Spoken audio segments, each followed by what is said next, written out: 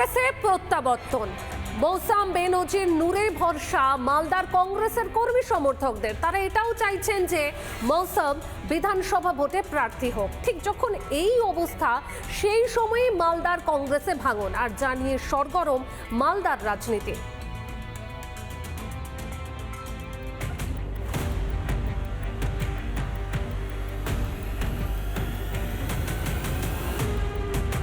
এই সামনে বরকত সাহেবের সমাধি কবর। আমি আপনাদেরকে একটা জিনিস ক্লিয়ার করে যেতে চাই, ক্লিয়ার বলে দিতে চাই যে আমি 2026-এর নির্বাচনের জন্য আসিনি, আমি সারা জীবনের জন্য কংগ্রেসে ফিরে এসেছি।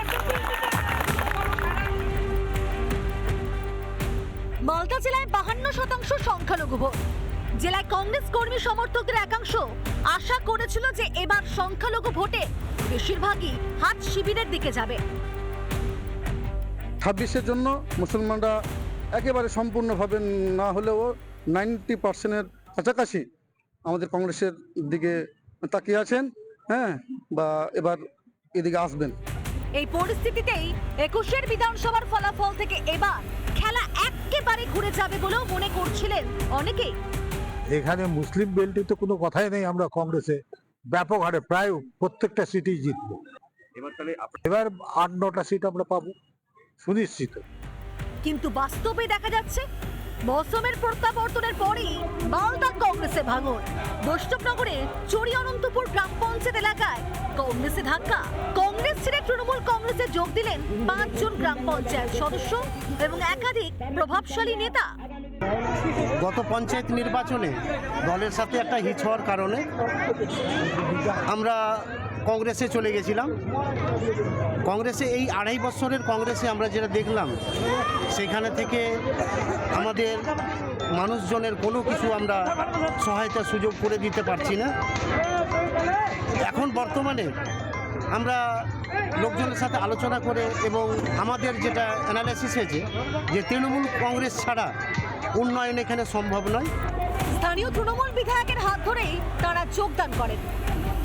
প্রায় এখানে 400 থেকে 500 লোক একসঙ্গে সবাই মিলে আমাদের দলে যোগদান করলেন। কারণবশত তারা কংগ্রেসে চলে গেছিলেন ভুল বুঝাবুঝির জন্য, আবার তারা পুনরায় কংগ্রেসে ছেড়ে আবার তৃণমূল কংগ্রেসে যোগদান করলেন। এরকম যোগদান এর আগে আমরা বহু দেখেছি। তো কংগ্রেসকে মালদার মাটিতে কংগ্রেসকে মানুষ আশীর্বাদ করেছে, এতদিন আশীর্বাদ করছে, আগামীতেও করবে। মালদার মানুষ জানে যে কংগ্রেস সারা জীবন মানুষের পাশে থাকা দল। আজকে ওরা তৃণমূলে, কালকে কংগ্রেসে, আবার কালকে কংগ্রেসে, কালকে তৃণমূলে। এরা তো এদিক ওদিক করে একটা পা এই নৌকাতে, একটা পা এই নৌকাতে। অলরেডি এদের কোনো অস্তিত্ব নেই। এদের যে যাওয়া, এতে ভারতীয় জনতা পার্টির আমাদের বৈষ্ণব বিধানসভাতে কোনো রকম ফারাক পড়বে না, এটা সবাই জানেন। মৌসুমের প্রত্যাবর্তন এবং সেক্ষেত্রে তারপর এই কংগ্রেসের যে বড় ভাঙন জেলায় দেখা দিচ্ছে, রীতিমতো চিন্তার মধ্যে পড়েছে কংগ্রেস নেতৃত্বরা। যদিও বিরোধী রাজনৈতিক দলগুলি তারা কিন্তু এই বিষয় নিয়ে তেমন কোনো গুরুত্ব দিচ্ছে না। মালদা থেকে দীপঙ্কর গোস্বামী, রিপাবলিক বাংলা। নানা ধরনের কন্টেন্ট দেখার জন্য লাইক করুন, শেয়ার করুন আমাদের ফেসবুক পেজ, সাবস্ক্রাইব করুন আমাদের ইউটিউব চ্যানেল। পাশাপাশি অন্যান্য ব্রেকিং নিউজের জন্য অবশ্যই চোখ রাখুন রিপাবলিক বাংলায়।